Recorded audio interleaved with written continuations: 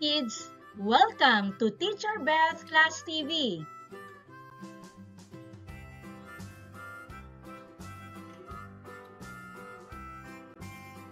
Today, we're going to discuss about the uses of water. In this lesson, you will learn and understand the importance and the different uses of water. Are you ready? The surface of the earth is mostly made up of water. Water is important to all living things. Water is the most precious natural resource on the earth. All living things need water to grow and survive. Water is one of the vital elements needed in our day-to-day activities as a living being. Water is not just essential to our health, but we also use it for numerous tasks. Uses of water include agricultural, industrial, household, recreational activities, and environmental activities. All living things require water to grow and reproduce.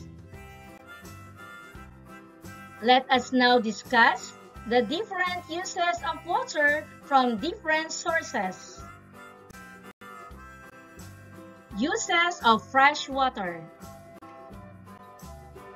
Fresh water used for drinking, cleaning, bathing, cooking, dishwashing, laundry, watering, washing, and other household uses.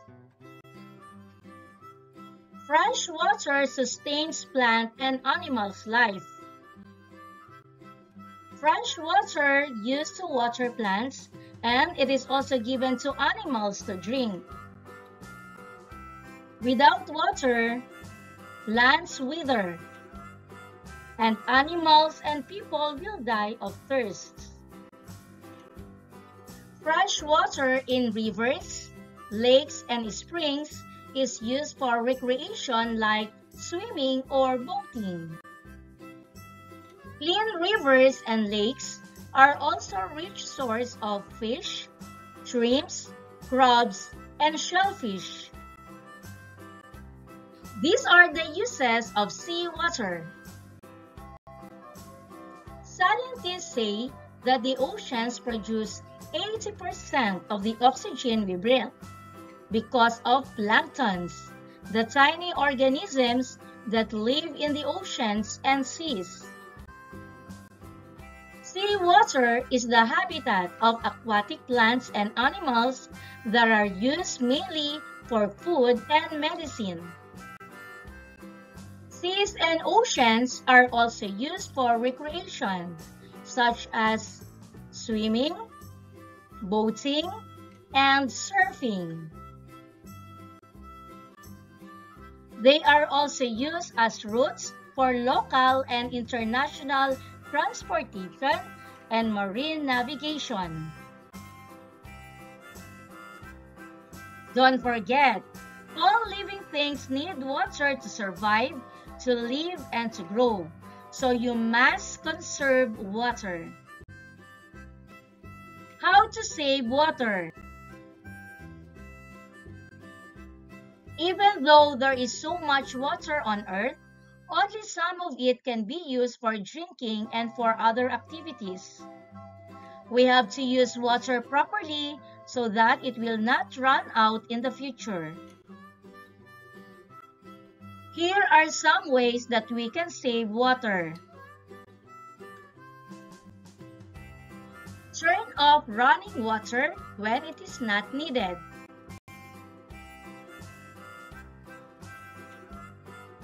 Use water in a pail when you take a bath.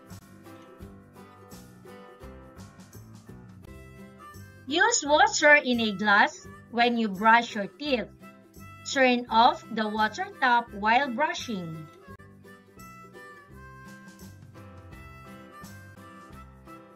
Use a watering can when you water your plants, or you may collect rainwater for watering plants.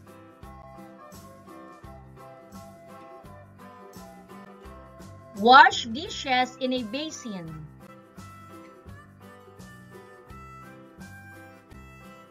Wash fruits and vegetables in a bowl instead of under the tub.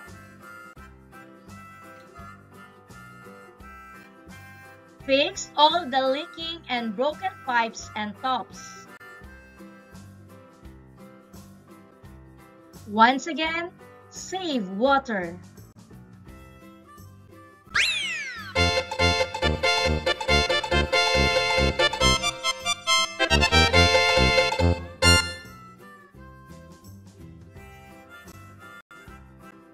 Are you ready?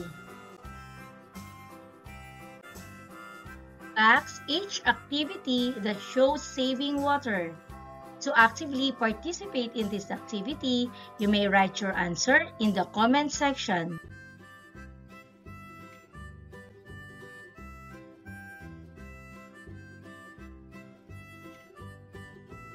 Let's check your answers. These are the activities that show saving water.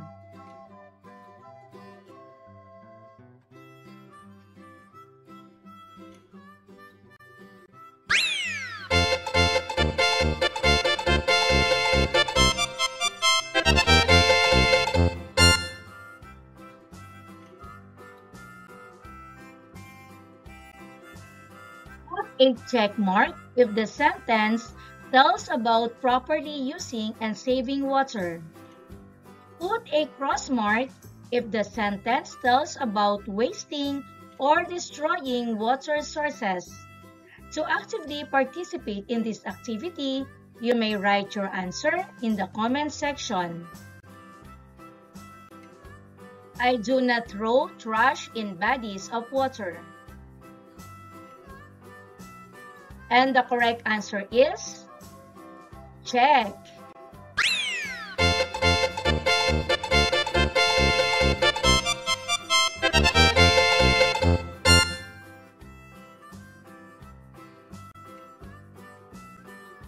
I tell my parents about a leaking faucet to have it fixed.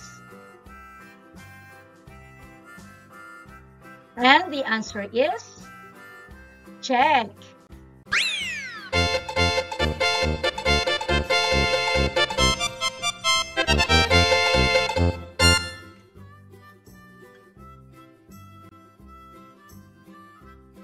I turn off water faucets when they are not in use. And definitely, it's a check.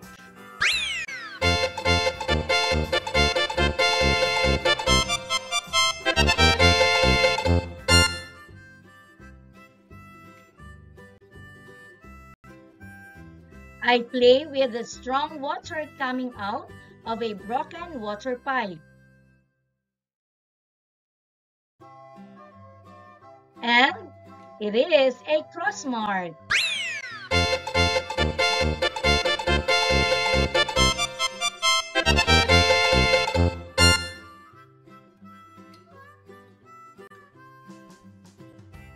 I wash dishes in a basin. And the correct answer is check.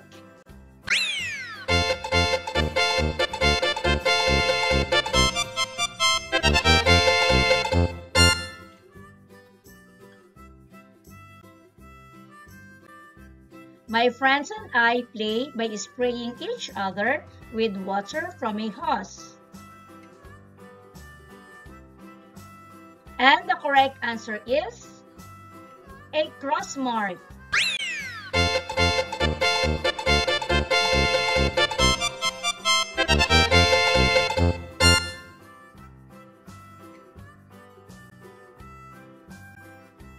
I throw our garbage in the river. And the answer is cross mark.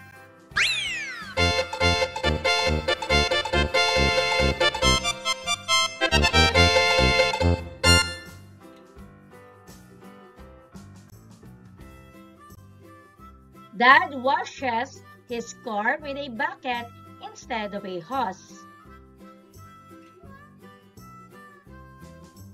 And the answer is check mark.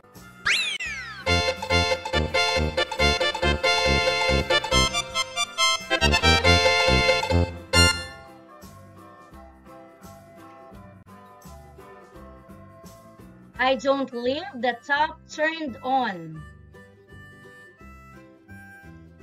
And the answer is check.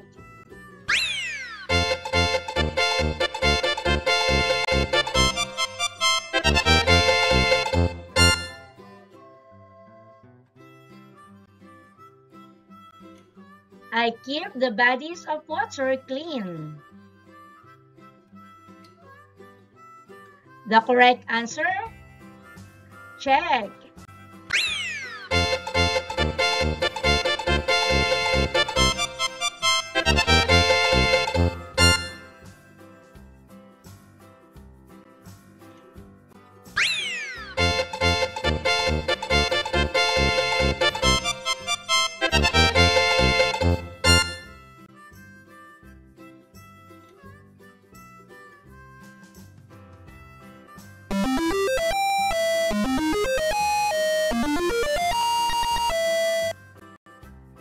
Thank you for joining me. Let's learn, play, and grow together. Teacher Beth Class TV. Subscribe, like, and share. Thank you.